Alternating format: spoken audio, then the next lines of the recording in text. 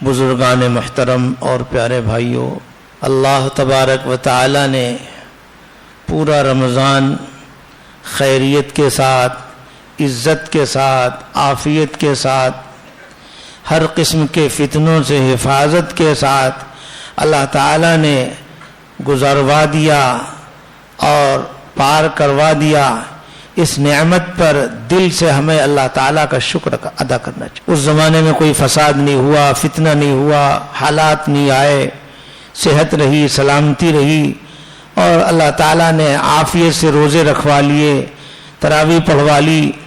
یہ سب اللہ تعالیٰ کا فضل ہے، ان کی مہربانی ہے۔ اس لیے اللہ کی اس نعمت پر اگر آپ دل سے شکر ادا کریں گے تو اللہ کا وعدہ ہے لئن شکرتم لازیدنکم، اگر آپ اللہ تعالیٰ کی نعمتوں کا شکر ادا کریں گے تو اللہ اس نعمت کو بڑھا دیں گے۔ بعض روایات میں ہے کہ اگر امت کو معلوم ہو جائے کہ رمضان کیا ہے، یعنی رمضان میں اللہ اپنی کیا کیا رحمتیں لٹاتے ہیں، کیا کیا برکتیں نازل فرماتے ہیں، ان کی کیا کیا عنایات، کیا کیا مہربانیاں ہوتی ہیں، اگر بندے جان جائیں تو وہ تمنا کریں کہ سارا سال رمضان ہی رمضان ہے۔ اس لیے پہلے تو اس نعمت پر دل سے اللہ کا شکر ادا کریں۔ سب لوگ کہیں الحمدللہ، 3 مرتبہ کہو الحمدللہ الحمدللہ۔ دوسری بات ہے کہ اللہ تعالیٰ نے روزہ رمضان کا جو ہمارے اوپر فرض فرمایا تھا، اس کا مقصد عظیم قرآن نے بیان فرمایا لعلکم تتقون، کہ روزہ کے فرض کرنے کا ایک عظیم مقصد یہ ہے کہ ہماری زندگی میں اللہ کا تقوی آ جائے، یہ مقصد تھا۔ تقوی کسے کہتے ہیں؟ اللہ سے ڈر کے گناہ کو چھوڑ دینے کا نام تقوی ہے۔ ظاہری گناہ بھی چھوڑ دیا جائے اور باطنی گناہ بھی چھوڑ دیا جائے۔ رمضان کے اس روزے کی فرضیت کا یہ مقصد تھا کہ ہماری زندگی میں تقوی آئے۔ اب ہمیں احتساب کرنا چاہیے، اپنا جائزہ لینا چاہیے کہ ہم نے پورے 30 دن روزے رکھے، اس 30 دن روزے کے نتیجے میں کیا ہماری آنکھوں میں تقوی آیا، ہماری زبان میں تقوی آیا، ہمارے کان میں تقوی آیا، ہمارے ہاتھ پیروں میں تقوی آیا، ہمارے خیالات و جذبات میں تقوی آیا، ہمارے دل میں تقوی آیا، ہمارے ظاہر میں تقوی آیا، ہماری تنہائیوں میں تقوی آیا۔ ہمیں اس کا جائزہ لینا چاہیے اور احتساب کرنا چاہیے۔ اگر آ گیا اس پر بھی دل سے اللہ کا شکر ادا کریں تو اللہ تعالیٰ اور عطا فرمائے۔ میرے بھائیوں، اللہ کے متقی بندوں میں ایسے ایسے متقی بندے گزرے ہیں کہ بعضوں نے 30 سال ایسے گزارے کہ آسمان کی طرف نظر بھی نہیں اٹھائی۔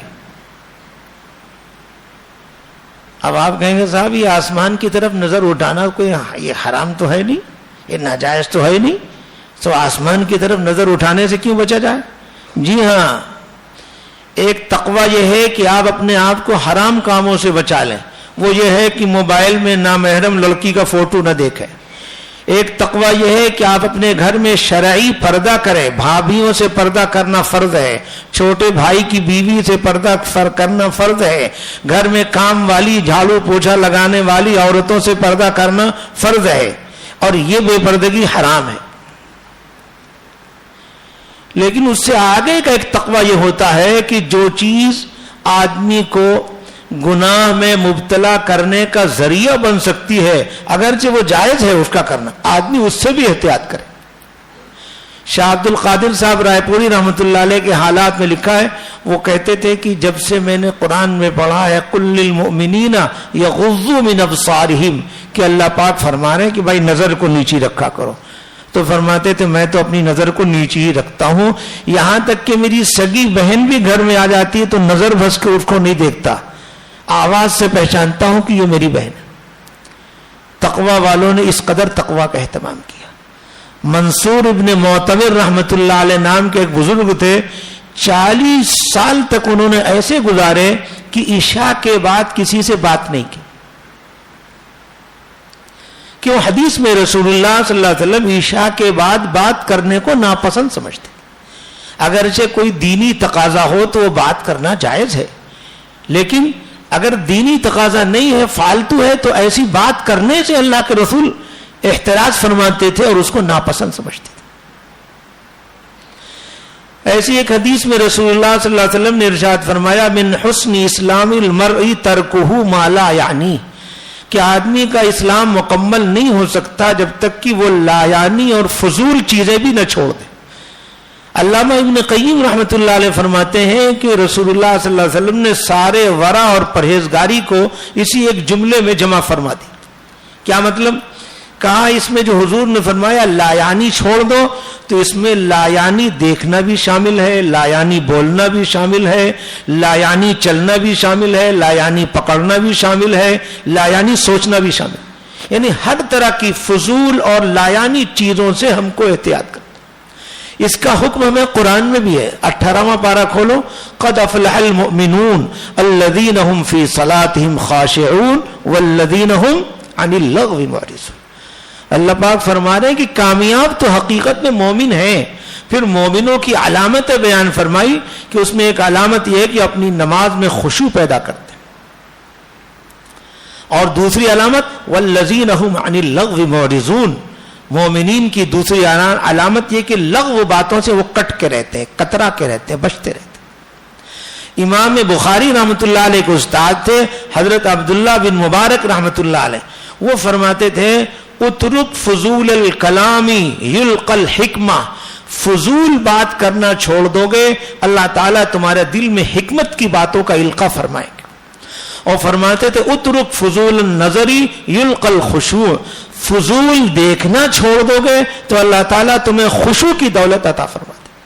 آج مسجد کی مسجد نمازیوں سے بھری رہتی ہے، مگر شاید ہی کسی کی نماز میں خشوع ہوتا. آج علاقہ کا علاقہ خشوع سے خالی ہو گیا، کیوں؟ ہماری زندگی میں فضول لا یعنی بلکہ حرام چیزیں داخل ہو چکی.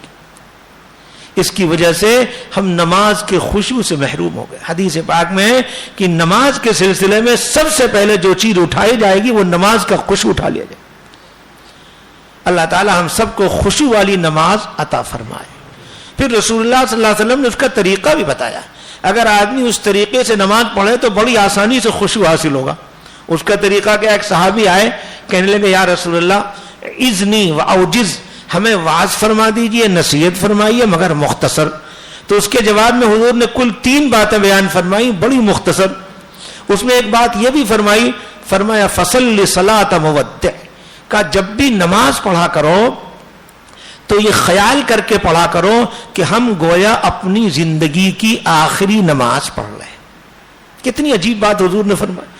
ایک آدمی خشوع خضوع پر گھنٹوں تقریر کرے اور ایک یہ حضور کا جملہ سامنے رکھ لو. حضور نے فرمایا کیا؟ کہ بس ہر نماز کو اپنی زندگی کی آخری نماز سمجھ کر پڑھو. اگر آپ کو یقین ہو جائے کہ یہ ملک الموت کھڑا ہے، ابھی میری روح قبض کرے گا اور یہ میری زندگی کی آخری 2 رکعت مجھے پڑھنے کا چانس ملا ہے، اب آپ بتائیے یہ 2 رکعت آپ اللہ کی یاد میں ڈوب کے پڑھیں گے؟ نہیں. آپ سوچیں گے اسی 2 رکعت میں اپنے سب گناہ معاف کرانے ہیں، اسی 2 رکعت سے قبر کا مسئلہ حل کرانا ہے، اسی 2 رکعت سے پل صراط کا مسئلہ حل کرانا ہے، اسی 2 رکعت سے جنت اور جہنم کا سارا مسئلہ حل کرانا. تو آپ کتنا اللہ کی یاد میں ڈوب کے پڑھیں. اور آپ گارنٹی نہیں دے سکتے کہ اس کے بعد کوئی آدمی قسم کھا کے کہہ سکتا ہے کہ اس نماز کے بعد دوسری نماز بھی ہمیں پڑھنے کا موقع ملے گا. بس حضور نے ایک جملہ فرما دیا، فرمایا کیا؟ فصل صلاۃ مودع، کہ جب بھی نماز پڑھو تو اپنی ہر نماز کو زندگی کی آخری نماز. جب آپ اپنی آخری نماز کر سمجھ کر پڑھیں گے تو بڑی آسانی سے آپ کی نماز میں خشوع پیدا ہو جائے. دوسری نصیحت حضور نے اسی حدیث میں فرمائی ولا تکلم بکلام تعتذر، ایسی کوئی بات نہ بولو کہ بولنے کے بعد تم کو پچھتانا پڑے، معذرت کرنی پڑے.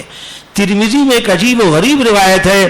حضرت ابو ہریرہ رضی اللہ تعالی روایت کرتے ہیں کہ رسول اللہ صلی اللہ علیہ وسلم نے ارشاد فرمایا ان الرجل لیتکلم بالکلمۃ لا یرا بها بأسا یهوی بها 70 خریفا فی النار. کہ ایک آدمی زبان سے کوئی جملہ بول دیتا ہے، اس کے انجام کو نہیں سوچتا کہ میں کیا بول رہا ہوں، اس کا کیا نتیجہ نکلے گا.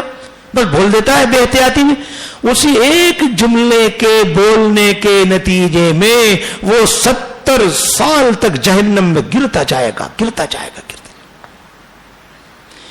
اس لیے اللہ والے کہتے ہیں بولنے سے پہلے 10 مرتبہ سوچو کیا بول رہے ہو, تولو, اس کے انجام کو سوچو. حضرت عقبہ بن عامر رضی اللہ عنہ ایک صحابی حضور کے پاس آئے, کہنے لگے من نجات یا رسول اللہ, آخر نجات کیسے ملے گی؟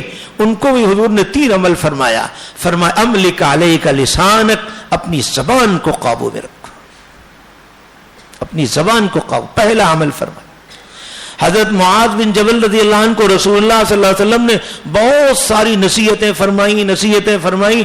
پھر فرماتے فرماتے آخر میں فرمایا الا ادلک بملاک ذالک کلی, ارے معاذ تجھے ایسا عمل بتا دوں کہ اس ایک عمل کو تو کر لے تو یہ پورے دین پر عمل کرنا آسان ہو جائے, پورے دین و شریعت پر عمل کرنا قابو میں آ جائے. ایسا عمل بتا دوں. پھر حضور نے زبان کی طرف اشارہ فرمایا, اس کو قابو میں, اس کو قابو میں کر. آج ہم نون اسٹاپ باتیں کرتے رہتے, کچھ بھی نہیں سوچتے ہم کیا بولتے جا رہے ہیں. تو حضرت معاذ بن جبل نے فرمایا وَإِنَّا لَمُؤَاخَذُونَ بِمَا نَتَكَلَّمُ بِهِ, کہا رسول اللہ ہم کو جو بول لیتے ہیں کیا قیامت کے دن اس پر بھی مؤاخذہ ہوگا, پکڑ ہوگی, گرفت ہوگی؟ فرمایا سکلت کا امک یا معاذ هل يكب الناس على وجوههم او على مناخرهم الا حصائد السنتهم. ارے معاذ تجھے تیری ماں روئے, تجھے پتا نہیں قیامت کے دن کتنے لوگ منہ کے بل گھسیٹ کر یا نتنوں کے بل گھسیٹ کر جو جہنم میں ڈالے جائیں گے, یہ اپنی زبان کی بے احتیاطی کی وجہ سے ڈالے جائیں. آج ہمارے زبان کو کوئی اہمیت نہیں. حضرت انس رضی اللہ عنہ روایت کرتے ہیں رسول اللہ صلی اللہ علیہ وسلم نے ارشاد فرمایا لا يستقيم ایمان عبد حتى يستقيم قلبه ولا يستقيم قلبه حتى يستقيم لسانه. کہ آدمی کا ایمان درست نہیں ہو سکتا جب تک کہ اس کا قلب درست نہ ہو جائے, اور فرمایا قلب ٹھیک نہیں ہو سکتا, درست نہیں ہو سکتا جب تک کہ اس کی زبان درست نہ ہو جائے. اس زبان کی اصلاح کے لیے کتنے لوگ اللہ والوں کی صحبت میں برسوں رہتے. وقت مختصر ہے, مجھے بہت ساری باتیں سنانی ہے, اس لیے میں صرف مضمون کو یہیں چھوڑ دیتا ہوں. میرے بھائیوں, زبان کو قابو میں رکھو. اس کا طریقہ یہ ہے کہ بولنے سے پہلے سوچو. اگر بولنا واجب ہے تو بقدر ضرورت بولو اور پھر چپ ہو جا. ایک حدیث میں رسول اللہ صلی اللہ علیہ وسلم نے ارشاد فرمایا علیک بطول الصمت فإنها مطردۃ للشیطان وعون لک علی امر دینک. حضور فرما رہے کہ لمبی خاموشی, دیر تک چپ رہنا, یہ اپنے اوپر لازم کر لو. کیا ہوگا کہ یہ شیطان کو ہکالنے اور بھگانے کا بہترین ذریعہ ہے اور تمہارے دینی کاموں میں مددگار بھی ثابت ہے. ایک حدیث میں ارشاد فرمایا لا تکثروا الکلام بغیر ذکر اللہ, اللہ کے ذکر کے علاوہ زیادہ باتیں نہ کیا کرو. کیوں؟ فرمایا جو اللہ کے ذکر کے علاوہ زیادہ باتیں کرتا ہے اللہ تعالیٰ اس کے دل کو سخت فرما دیتے ہیں, اور اللہ تعالیٰ کی رحمت سے سب سے دور وہ دل ہوتا ہے جو سخت ہو جائے. اب یہ سب کی روشنی میں جائزہ لو. پورا رمضان گزر گیا, کیا ہماری زبان کی اصلاح ہوئی؟ ہماری زبان میں تقوی آیا, ہماری آنکھوں میں تقوی آیا, ہمارے کان میں تقوی آیا.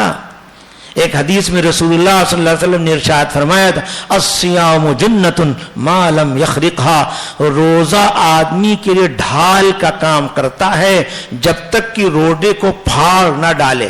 یعنی جیسے ڈھال کے ذریعے میدان جنگ میں آدمی اپنے جسم کی حفاظت کرتا ہے, ایسی روزے کے ذریعے اللہ کے عذاب سے حفاظت ہوتی ہے, جہنم کے عذاب سے حفاظت ہوتی ہے.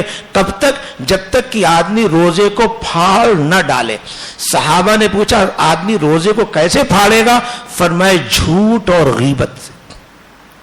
اور آج جھوٹ تو ہمارے یہاں عام ہوتا جا رہا, جھوٹ تو فیشن بنتا جا رہا, بلکہ اس سے آگے ترقی کر کے بتاؤں کہ جھوٹ ایک فن بنتا جا رہا کہ صاحب ایسا جھوٹ بولو, ایسا بولو کہ سامنے والے کو پتہ بھی نہ چلے اور تم بول کے آگے بڑھ جاؤ. میاں سامنے والے کو پتہ نہ چلے یہ تو ہو سکتا ہے, پر جس مالک نے تمہیں پیدا کیا ہے انہوں نے ما یلفظ من قول الا لدیہ رقیب عتید، انہوں نے متعین کر رکھا ہے فرشتہ.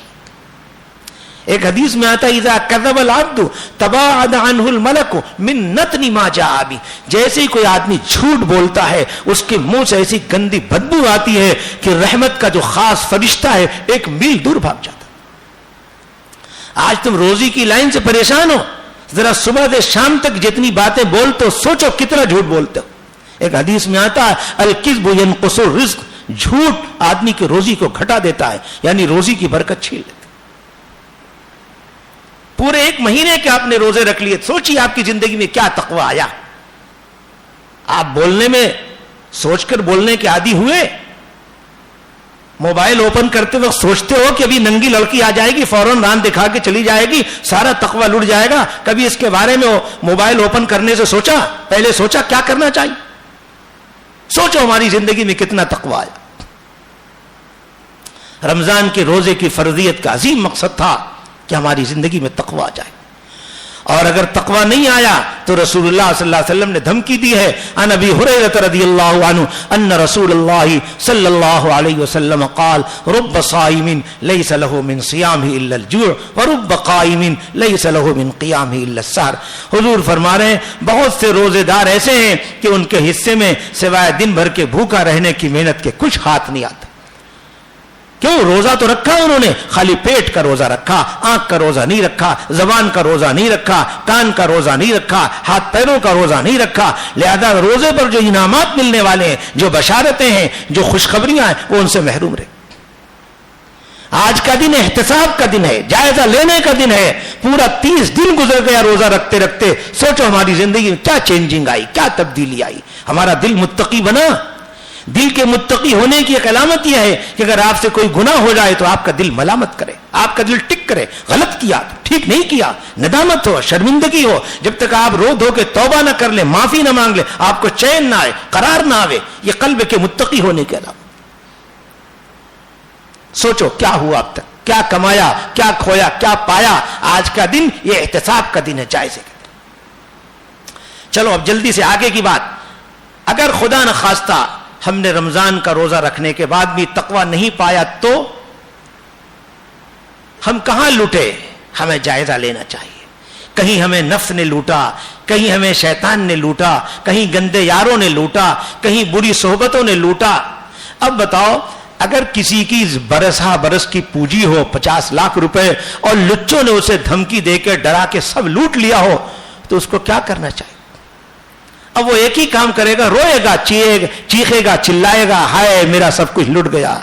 میرے بھائیوں بس یہ سمجھ لو کہ ہمیں بہت کچھ دولتیں ملی تھی مگر ہم نے غفلت میں گزار دیا. کچھ نفس نے لوٹا، کچھ شیطان نے لوٹا، کچھ برے یاروں نے لوٹا. ہماری آنکھ کا تقوی، زبان کا تقوی، کان کا تقوی، دل کا تقوی، یہ سب لوٹ لیا. اور آج آخری دن ہے. کیا ابھی تک ہم خالی رہ گئے؟ اگر خالی رہ گئے تو ایک آخری چانس بتاتا ہوں.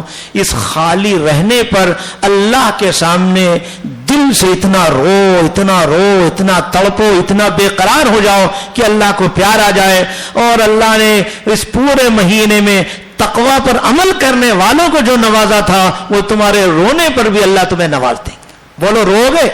بس یہ آج کا آخری دن بچا ہے. اس کے لیے میں نے وہ حدیث پڑھی ہے. رسول اللہ صلی اللہ علیہ وسلم ہمیں میسج دے رہے ہیں، پیغام دے رہے ہیں ہمیں کیا کرنا. 4 عمل کا حضور فرما رہے خاص طور سے اہتمام کرنا. وہ 4 عمل بتا دیا جائے، کرو گے سب لوگ؟ وہ 4 عمل اگر کر لو گے تو اب جو کچھ تقوی میں کمی ہوئی ہے سب کا تدارک ہو جائے گا، سب کی تلافی ہو جائے گی. بلکہ اگر آپ پابندی سے کرتے رہیں گے تو اسی کی برکت سے آپ پھر سے تقوی پہ کھڑے ہو جائیں. میرے بھائیوں جب تقوی کا اللہ نے حکم دیا ہے تو اس پر عمل کرنا بھی آسان ہے. ایک بزرگ نے بڑی عجیب بات فرمائی، کہا تقوی کے ساتھ رہنا ایسے ہی آسان ہے جیسے وضو کے ساتھ رہنا. کیا مطلب؟ جیسے ہی تمہارا وضو ٹوٹتا ہے تو کیا کرتے؟ وضو ٹوٹ گیا بھائی، ٹوٹ گیا کوئی بات نہیں، چلو پھر سے وضو کر لے، پھر باوضو ہو گئے. ایسی تقوی کا وضو ٹوٹ گیا، بس جلدی سے توبہ کر کے معافی مانگ کے پھر سے متقی ہو جاؤ. تو تقوی کا حاصل کرنا بہت آسان ہے. ابھی میں نے جو حدیث پڑھی ہے اس میں رسول اللہ صلی اللہ علیہ وسلم نے 4 عمل کا اہتمام کرنے کا حکم فرمایا ہے. اور اس میں ایک عمل تو ایسا ہے بڑا عجیب و غریب ہے. کیا ہے 4 عمل؟ حضور فرما رہے ہیں وَاسْتَكْثِرُوا فِيهَا مِنْ 4 خِصَالٍ کہ اس رمضان میں تمہیں 4 چیزوں کا بہت بہت بہت اہتمام کرنا ہے. بولو کرو گے؟ وہ 4 چیزیں بتا دی جائیں. اس 4 چیزوں میں پہلا عمل حضور فرما رہے ہیں کثرت سے یہ کلمہ پڑھو. بولو لا الہ، سب لوگ بولو لا الہ الا اللہ، لا الہ الا اللہ محمد الرسول اللہ. یہ ایسا عظیم الشان کلمہ ہے کہ 70 برس کا پاپی ہو، کافر ہو، اس نے ہر طرح کے گناہ کر رکھے ہوں، پر ایک مرتبہ سچے دل سے اس کلمے کا اقرار کر لے اور اس کے تقاضے پر عمل کر لے، اللہ کا وعدہ ہے اللہ اس کے سب گناہوں پر معافی کا قلم کھینچ دیتے ہیں. ان الاسلام یہدم ما کان قبلہ، حدیث کے الفاظ. یہ ایسا عظیم الشان کلمہ اللہ کے رسول کے صدقے میں اللہ تعالیٰ نے ہمیں تمہیں عطا فرمایا ہے. اس کلمے کو کلیجے سے لگاؤ، اس کلمے کو پڑھو. حضور فرما رہے کثرت سے پڑھو. کیا فرما رہے ہیں؟ کثرت. کثرت کا مطلب معلوم کرو. بولو. بعض علماء نے کثرت کا مطلب یہ بتایا ہے کہ 24 گھنٹے میں کم از کم 300 مرتبہ پڑھا جائے. کتنی مرتبہ بولو پڑھو گے؟ سب ارادہ کرتے ہو؟ حضور فرما رہے پہلا عمل 4 عمل فرما رہے کہ 4 عمل کا تمہیں بہت اہتمام کرنا ہے، اور اس میں سے شروع کا 2 عمل تو ایسا ہے کہ اگر تم نے اس کو کر لیا تو اللہ کو راضی کر لو. سبحان اللہ، قربان جاؤ محمد رسول اللہ کی شان کریمی پر. اللہ کو راضی کرنے کا ہمیں پتہ بتا دیا، اللہ کو راضی کرنے کا نسخہ بتا دیا کہ بس یہ عمل کر لو اللہ کو. وہ عمل بھی کتنا لمبا نہیں، خالی 2 عمل ہے. 2 عمل ہے. حضور فرما رہے ہیں اگر اس کا اہتمام مگر کرنا ہے اور کثرت سے کرنا. اور کثرت کا مطلب میں نے بتایا کیا؟ کم از کم 24 گھنٹے میں 300 مرتبہ. فرمایا اگر اس کا اہتمام کرو گے تو اللہ کو راضی کر لو. وہ کیا ہے؟ کلمہ لا الہ الا اللہ، لا الہ الا اللہ. یہ ایسا عجیب و غریب کلمہ ہے. اس کلمے پر ایک عجیب حدیث یاد آئی. عن ابی بکر صدیق عن رسول اللہ صلی اللہ علیہ وسلم قال علیکم بلا الہ الا اللہ والاستغفار فاکثروا منہما فإن ابلیس قال اہلکت الناس بالذنوب واہلکونی بلا الہ الا اللہ والاستغفار. عجیب و غریب حدیث ہے. حضور فرما رہے ہیں دیکھو 2 چیزیں اپنے اوپر لازم کر لو. 2 چیزیں لازم کر لو. کیا 2 چیز؟ کثرت سے. یہ ایک فرمایا لا الہ الا اللہ کو لازم کر لو، اور دوسرے استغفار. پھر حضور نے ایک راز یہ کھولا کہ ابلیس یہ کہہ رہا ہے کہ ہمیں گناہ کروا کروا کے لوگوں کو ہلاک کر دیا. گناہ کروا کروا کے لوگوں کو ہلاک کر. پتا چلا گناہوں سے ہلاکت آتی، تباہی آتی ہے. گانا باجا سننا یہ گناہ ہے، اس سے ہلاکت آئے گی. ایک حدیث میں صاف صاف حضور نے فرمایا لَيَكُونَنَّ فِي هَذِهِ الْأُمَّةِ خَسْفٌ وَمَسْخٌ وَقَصْفٌ. فرمایا میری امت میں آسمان سے پتھروں کی بارش کا عذاب آئے گا، ان کو زمین میں دھسایا جائے گا، ان کی صورتیں بگاڑ دی جائیں گی. ایک صحابی نے پوچھا ایسا کب ہوگا، یعنی کس عمل کی وجہ سے ہوگا؟ فرمایا جب میری امت میں گانے والے عام ہو جائیں، گانے والی عام ہو جائیں، اور شراب عام ہو جائے. پتا چلا یہ گانا ایسا منحوس گناہ ہے کہ اس کی وجہ سے زمین میں دھسا دیے جائیں گے، اس کی وجہ سے آسمان سے پتھروں کی بارش آئے گی. ہر آدمی اپنے موبائل کو چیک کرے اور دیکھے پچھلے 1 ہفتے میں اس نے کیا گندی چیزیں دیکھی، اس کی روشنی وہ سوچ لے کتنا بڑا متقی بنا اور کتنا تقوی اس کی زندگی میں آئی. اگر نہیں آیا تو یہ آج کا دن آخری دن ہے میرے بھائیوں. آپ جانتے ہیں کہ روزانہ اللہ تعالیٰ 10 لاکھ آدمیوں کو جہنم سے آزاد فرماتے ہیں، اور آخری دن تو اللہ کی رحمت کا سمندر اور ٹھاٹے مارتا ہے کہ پورے مہینے میں جتنوں کو آزاد کیا وہ سب کا مجموعہ آج کے دن اللہ جہنم سے آزاد فرمائے. بس صرف اس بات کی ضرورت ہے کہ آدمی سب سے ہٹ کے کٹ کے دل سے اللہ کی طرف متوجہ ہو کے اللہ سے معافی مانگنے والا ہو جائے. ایک حدیث قدسی یاد آئی. اللہ پاک فرماتے ہیں یا ابن آدم لو بلغت ذنوبک عنان السماء ثم استغفرتنی غفرت لک ولا ابالی. سبحان اللہ، اللہ کی شان کریمی پہ قربان جاؤ. اللہ تعالیٰ فرمانے اے آدم کا بیٹا اگر تجھ سے گناہ ہو گئے، گناہ اتنے گناہ کہ وہ ہوتے ہوتے آسمان کی بلندیوں تک تیرے گناہ پہنچ گئے، پر اگر تو نے سچے دل سے معافی مانگ لی تو میں تیرے سب گناہ کو معاف کر دوں گا. کچھ پرواہ نہیں کروں گا وہ گناہ کیا تھے، کون تھے اور کتنے تھے. سب لوگ دل سے کہو، اللہ کی طرف ابھی متوجہ ہو جاؤ، کہو یا اللہ ہمارے چھوٹے بڑے سب گناہ معاف فرما دے. سچے دل سے آپ استغفار تو کرو. اسی کا نام استغفار ہے. دل سے اللہ کی طرف متوجہ ہو کے یوں کہنا کہ یا اللہ ہمارے چھوٹے بڑے سب گناہ معاف فرما دے. میرے بھائی یہ گنہگار تو ہم ہیں، لیکن اس کے ساتھ ساتھ صرف سچے دل سے معافی مانگنے والے بن جاؤ تو کچھ بگڑا نہیں. آج بھی آخری چانس ہے، سچے دل سے معافی مانگ لو گے اللہ سب معاف فرما دیں گے. اور اللہ سے یہ بھی مانگو کہ اللہ اس ماہ مبارک میں تیرے اولیاء نے، تیرے نیک بندوں نے کیا کیا عبادتیں کی. کسی نے روزانہ ایک قرآن ختم کیا.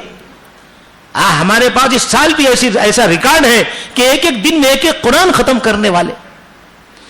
تیرے اولیاء نے، تیرے نیک بندوں نے کیا کیا عبادتیں کی، مگر یا اللہ ہم غفلت میں رہے، سوتے رہے، کھا پی کے مست رہے، ہم سے کچھ نہیں ہو سکا. اے اللہ ہمارے اس جرم عظیم کو معاف فرما دیجئے، اور آپ اپنے اولیاء کی عبادتوں سے خوش ہو کر جو کچھ انہیں دیں گے آپ کی مہربانی سے ہمیں بھی عطا فرما دیجئے. ارے آمین تو بول دو، ہو سکتا ابھی قبول ہو جائے. پھر سے کہو یا اللہ آپ اپنے اولیاء کی عبادتوں سے خوش ہو کر جو کچھ انہیں عطا فرمائیں گے آپ کی مہربانی سے ہمیں بھی عطا. بس اتنا کہنا ہے کہ اللہ آپ کی مہربانی سے. ہمارے پاس عبادت نہیں کہ ہم آپ کے دربار میں پیش کریں. ہماری نمازیں، ہمارے روزے سب ناقص ہیں، سب نکمے ہیں، ادھورے ہیں. آپ کے دربار میں پیش کرنے کے قابل ہمارے پاس کوئی عمل نہیں. ہم تو بس آپ کی مہربانی کی بھیک مانگنے آئے. مگر قربان جاؤ اللہ کی شان قریبی پر، جب کوئی ان سے معافی مانگتا ہے تو بہت خوش ہو جاتے ہیں اور وہ معاف فرما دیتے. ایک عجیب و غریب حدیث یاد آئی. حضرت ابو سعید خدری رضی اللہ تعالی اس حدیث کے راوی کہتے رسول اللہ صلی اللہ علیہ وسلم نے ارشاد فرمایا. کیا ارشاد فرمایا؟ کہ ابلیس نے ایک مرتبہ اللہ کی عزت کی قسم کھا کے کہا وعزتی کا لا ابرح اغوی عبادک ما دامت ارواحهم فی اجسادی. ابلیس نے اللہ تعالیٰ کو چیلنج کیا اور کہا آپ کی عزت کی قسم ہے جب تک آپ کے بندوں کے جسم میں روح کا کوئی حصہ باقی رہے گا میں بہکاتے بہکاتے تھکوں گا نہیں، باز نہیں آؤں گا، بہکاتا ہی رہوں گا، بہکاتا. یہ اس نے اللہ کو چیلنج کیا اور اللہ کی عزت کی قسم کھا. حدیث پاک میں اللہ تعالیٰ نے اس کے جواب میں فرمایا وعزتی وجلالی، اور مجھے قسم ہے، میرے عزت کی بھی اور میرے جلال کی بھی قسم ہے، لا ازال اغفر لهم ما استغفرونی. اللہ پاک نے فرما دیا میرے عزت و جلال کی قسم، جب تک میرے بندے مجھ سے معافی مانگتے رہیں گے، مغفرت کی بھیک مانگتے رہیں گے، میں بھی معافی کرتا رہوں گا، معافی کرتا رہوں گا. سب لوگ پھر دل سے کہو یا اللہ ہمارے چھوٹے بڑے سب گناہ معاف فرما. اسی کو زبان پہ چڑھا لو، چلتے پھرتے کہو یا اللہ ہمارے چھوٹے بڑے سب گناہ معاف فرما. اللہ کو معافی مانگنا بہت پسند ہے میرے بھائی. یہ ایک عمل کی تشریح ہوئی لا الہ الا اللہ پڑھنا، اور دوسرا حضور نے فرمایا وتستغفرون، اللہ تعالیٰ سے اس مہینے میں استغفار کی کثرت کرنا. استغفار کی کثرت یعنی بار بار اللہ تعالیٰ سے مغفرت مانگنا. اس کا مطلب اللہ مغفرت دینا چاہتے ہیں مگر وہ چاہتے ہیں کہ ہمارے بندے دل سے مانگنے والے ہو جائیں. یہ کتنا ہو گیا؟ 2 عمل. اب تیسرا عمل رسول اللہ صلی اللہ علیہ وسلم فرما رہے ہیں وَأَمَّا الْخَصْلَتَانِ اللَّتَانِ لَا غِنَا بِكُمْ عَنْهُمَا فَتَسْأَلُونَ اللَّهَ الْجَنَّةَ وَتَعَوَّذُونَ بِهِ مِنَ النَّارِ. کا وہ 2 عمل کہ اس کے بغیر تمہیں چارے کاری نہیں، تو وہ تمہاری بہت بڑی ضرورت ہے، اس کے بغیر تو تمہارا کام ہی نہیں چل سکتا. وہ کیا ہے؟ وہ اللہ تعالیٰ سے بار بار جنت کا سوال کرنا اور جہنم سے پناہ مانگنا. میرے بھائیو اصل کامیابی یہی ہے. دنیا میں زمین جائیداد دولت فلیٹ فلاٹ مل جانا یہ کچھ کامیابی نہیں ہے. قرآن نے کامیابی کا تھرمامیٹر ہمیں دے دیا. فرمایا فمن زحزح عن النار وادخل الجنة فقد فاز. جو جہنم سے بچا دیا گیا اور جنت میں داخلہ مل گیا بس وہ ہے کامیاب. اس لیے ہمارا سب سے بڑا ٹینشن یہ ہونا چاہیے، سب سے بڑی فکر یہ ہونی چاہیے، سب سے بڑی کوشش یہ ہونی چاہیے کہ ہم کیسے جنت میں چلے جائیں اور کیسے جہنم سے بچ جائیں. صحابہ کے بار بار آپ پورا احادیث کا خزانہ اٹھا کے پڑھیں. صحابہ نے اکثر حضور سے جو سوالات کیے وہ یہی ہے. ایک صحابی ہیں حضرت ابو امامہ باہلی رضی اللہ تعالیٰ حضور کے پاس آئے، کہنے لگے یا رسول اللہ مجھے کوئی ایسا عمل بتا دیجئے، مجھے ایسا عمل بتا دیجئے کہ اللہ اس کی وجہ سے مجھے جنت میں داخل کر دیں. تو حضور نے جانتے کیا نسخہ فرمایا؟ فرمایا علیک بالصوم فإنه لا مثل له کہ ابو امامہ تو روزہ رکھنا اور نفلی روزہ رکھنا یہ اپنے اوپر لازم کر لے، یعنی مسلسل کنٹینیو بار بار ہر تھوڑے تھوڑے دنوں سے ہمیں نفلی روزے کا اہتمام کرنا چاہیے۔ حضور نے فرمایا روزہ اپنے اوپر لازم کر لو، کیوں؟ فرمایا فإنه لا مثل له، ایک روایت میں فإنه لا عدل له کا روزہ ایسی عبادت ہے جس کا کوئی جواب ہی نہیں۔ آپ کوئی بھی نیک کام کریں، ایک نیکی کے بدلے میں 10 نیکی، 100 نیکی، 700 میں نیکی ملے گی، لیکن روزے پر کتنی نیکی ملتی ہے اس کا کوئی حساب نہیں۔ تو صحابہ کی یہی سب ٹینشن رہتا تھا کہ کیسے۔ ایک صحابی آئے کہنے لگے یا رسول اللہ یہ بتائیے کہ زیادہ تر لوگ جو جنت میں جائیں گے تو کس عمل کی وجہ سے جائیں گے؟ حضور نے فرمایا تقوی اللہ و حسن الخلق، اللہ کا تقوی اختیار کریں اور اچھے اخلاق کا، یہ 2 چیزوں کی وجہ سے زیادہ تر لوگ جنت میں جائیں گے۔ پھر کہا یا رسول اللہ زیادہ تر جہنم میں کس وجہ سے جائیں گے؟ کہا زیادہ تر جہنم میں یہ منہ اور شرمگاہ کی بے احتیاطی، یہ 2 بے احتیاطیوں کی وجہ سے لوگ زیادہ تر جہنم میں۔ آپ صحابہ کے سوالات اور رسول اللہ صلی اللہ علیہ وسلم کے جوابات پڑھیے، اکثر ان کو یہی سب ٹینشن رہتا تھا، ہائے جنت میں کیسے چلے جائیں، ہائے جہنم سے کیسے بچ جائیں۔ تو رسول اللہ صلی اللہ علیہ وسلم فرما رہے یہ 2 عمل تو ایسا ہے جس کے بغیر تمہیں چارے کاری نہیں، تمہاری بہت بڑی ضرورت ہے۔ وہ 2 عمل کیا ہے؟ اللہ تعالیٰ سے جنت کا سوال کرنا اور بار بار سوال کرنا اور دل سے سوال کرنا۔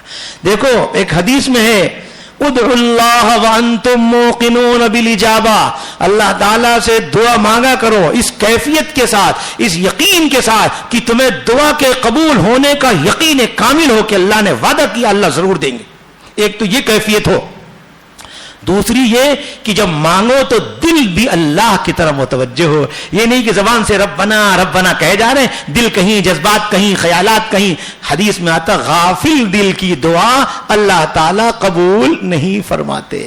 اب اس کو سمجھانے کے لیے تمہیں اس واقعہ سناتا ہوں کہ اگر آپ غفلت کے ساتھ دعا مانگیں تو رمضان نہیں، رمضان کا مہینہ ہو اور کعبۃ اللہ کا میدان نہیں، کعبہ کا مطاف ہو جہاں لوگ طواف کر رہے ہیں، طواف کے دوران بھی آپ دعا مانگیں لیکن غفلت کے ساتھ مانگیں تو قبول ہونے کی کوئی گارنٹی۔ حجاج بن یوسف کا زمانہ تھا، اس کا ظلم بڑا مشہور تھا، بہت لوگوں کو اس نے قتل کیا، لیکن بڑا قابل اور پڑھا لکھا سمجھدار آدمی بھی تھا، بہت معلومات تھی اسے مذہب کی۔ وہ طواف کرنے آیا ہوا تھا۔ یہ اس پر سمجھا رہا ہوں، اس واقعے کو اس لیے پیش کر رہا ہوں کہ دیکھو غفلت کے ساتھ کوئی دعا مانگے تو کعبہ میں مطاف کے دوران مانگے وہاں بھی قبول نہیں۔ تو حجاج بن یوسف نے دیکھا ایک نابینا ہے، بڑے میاں ہیں، ان کی آنکھ چلی گئی ہے اور پریشان ہے، وہ طواف کے دوران بار بار یہ دعا مانگ رہے ہیں کہ یا اللہ مجھے بینا کر دیجئے، میری بینائی لوٹا دیجئے، میری آنکھ کی روشنی واپس کر دیجئے۔ وہ بار بار یہ دعا مانگتے جا رہے ہیں۔ حجاج بن یوسف بھی طواف کر رہا تھا، اس نے طواف کے دوران ان کی زبان سے یہ کلمات سنے، اس نے محسوس کیا کہ یہ نابینا میاں مانگ تو رہے ہیں مگر ڈھلے انداز میں مانگ رہے ہیں، غفلت سے مانگ رہے ہیں، دل ان کا کہیں ہے، خیالات کہیں ہیں۔ اس نے چاہا کہ کسی طرح بڑے میاں کی آنکھ کی روشنی واپس آ جائے اور واقعی بینا ہو جائے، تو اس نے ایک ٹرک اختیار کی، اس نے طواف کو روک کے وہیں راستے میں سلام مصافحہ کر کے کہا اے میاں سنو، جانتے ہو میں کون ہوں؟ میں حجاج بن یوسف۔ اور اس کا ظلم بڑا مشہور تھا، وہ لوگ جانتے تھے ایسا ہٹیلا ہے کہ جس کو جو بول دیتا ہے وہ قتل کر دیتا۔ تو بہت پریشان، اس نے کہا دیکھو جی میں حجاج بن یوسف ہوں اور میں کب سے سن رہا ہوں تم دعا مانگ رہے ہو کہ اللہ میری آنکھ کی بینائی لوٹ آئے، میری روشنی لوٹ آئے، میں سن رہا ہوں کب سے۔ اب دیکھو میرے طواف کے کل 3 چکر باقی، 4 چکر ہو چکا ہے، اگر میرا آخری چکر پورا ہونے سے پہلے آپ کی آنکھ کی بینائی واپس نہیں آئی تو بڑے میاں گردن اڑا دوں گا، میں حجاج بن یوسف ہوں، سن لو۔ اب بڑے میاں پریشان ہوئے کہ ابھی تک تو آنکھ کا مسئلہ تھا، اب تو جان کے بھی لالے پڑ گئے، ہائے یہ تو حجاج ہے، ہٹیلا آدمی کچھ بھی کر ڈالے گا، اور کہہ رہا کہ میں گردن اڑا دوں گا، اور یہ بھی کہہ رہا کہ 3 طواف کا چکر ہے بس اسی میں چاند سے۔ اب صاحب جو 3 طواف کے چکر باقی تھے، اسی 3 چکروں میں وہ بڑے میاں دل سے اللہ کی طرف متوجہ ہو کے ایسا تڑپ کے بلک کے سسک کے ایسا دل سے انہوں نے مانگا کہ لوگوں نے کھلی آنکھوں دیکھا کہ وہ آخری چکر پورا ہونے سے پہلے وہ بڑے میاں کی بینائی واپس آ گئی۔ دعا وہ چیز ہے میرے بھائیوں، دل سے مانگو، تڑپ کے مانگو، دیکھو کیا نہیں ملتا۔ सब इरादा करते हो मांगोगे। आपको मालूम है रमजान में आपका भाव कितना बढ़ा दिया गया। अर्श के उठाने वाले फरिश्तों को कहा गया अपनी ड्यूटी छोड़ दो और जाओ मेरे रोजेदार बंदो जिन्होंने रोजा रखा है, वो रोजा रख रख कर जो दुआएं मांग रहे हैं, जाओ तुम उनकी दुआओं पर आमीन कहो। आपका इतना भाव कि साहब अर्श के उठाने वाले फरिश्तों को भेजा जा रहा है कि मेरे रोजेदार बंदे की दुआओं पर जाओ आमीन कहो, और साहब आप खा पी के सो रहे, आपको दुआ मांगने का मौका नहीं। ये क्या बात? इसलिए जितना वक्त बचा है बस अब रोने गिलगिलाने और दुआ मांगने ही का वक्त बचा है। और वो कलमा आपने जो वादा किया है ला इलाहा इल्लल्लाह 300 मरतबा और इस्तिगफार 300 मरतबा, उसके बाद रसूलुल्लाह सल्लल्लाहु अलैहि वसल्लम ने फरमाया अल्लाह ताला से जन्नत का सवाल करो, बार बार सवाल करो, बार बार। अगर आपने दिल से सवाल किया, बार बार सवाल किया, तो एक हदीस में है कि कोई 3 मरतबा सिर्फ अल्लाह से जन्नत को मांगता है तो खुद जन्नत दुआ करने लगती कि अल्लाह इसको जन्नत दे दी। इसी तरह अगर कोई 3 मरतबा सिर्फ जहन्नम से पनाह मांगता है और सच्चे दिल से मांगता है तो खुद जहन्नम कहती है अल्लाह इसको बचा दे। मांगोगे अल्लाह से जन्नत का सवाल करो और दिल से मांगो, नमाजों के बाद, तिलावत के बाद और साहब तहज्जुद में। और ये भी सुन लो रमजान में तरावी आपने 20-20 रकात पढ़ी, उलमा ने लिखा तहज्जुद का मर्तबा तरावी से बढ़कर। ये कितनी हैरत की बात है कि तरावी आप 20-20 रकात आपने पढ़ डाली और तहज्जुद की 8 रकात के भी पाबंद नहीं हुए।